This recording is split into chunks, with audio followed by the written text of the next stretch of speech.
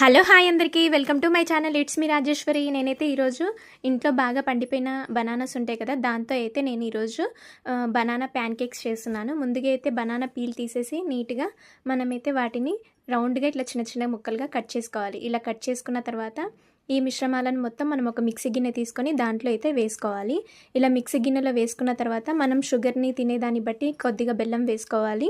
కాచి చల్లార్చిన పాలు కూడా వేసుకొని ఇప్పుడైతే మిక్సీ పట్టుకొని పక్కన పెట్టుకోవాలి. ఇప్పుడు ఒక గిన్నె తీసుకొని దాంట్లో కొంచెం గోధుమ పిండి, కొంచెం వంట సోడా వేసుకొని ఇందాక మిక్సీ పట్టిన బనానా పేస్ట్ని దీంట్లో పోసుకోవాలి.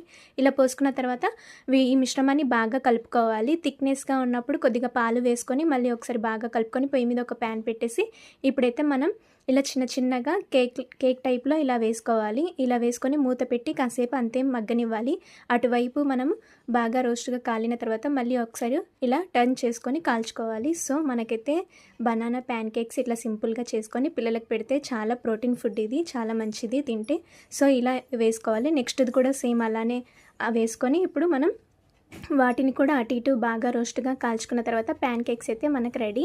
సో వీటిని ఒకదాని మీద ఒకటి పెట్టేసి పైన హనీ వేసుకొని ఇలా తింటే చాలా టేస్టీగా ఉంటుంది. అందరూ ఒకసారి ట్రై చేయండి. మంచిగా కుక్ అయిపోయింది చూడండి. ఈ వీడియో మీకు నచ్చితే లైక్, షేర్, సబ్స్క్రైబ్ చేసుకోండి.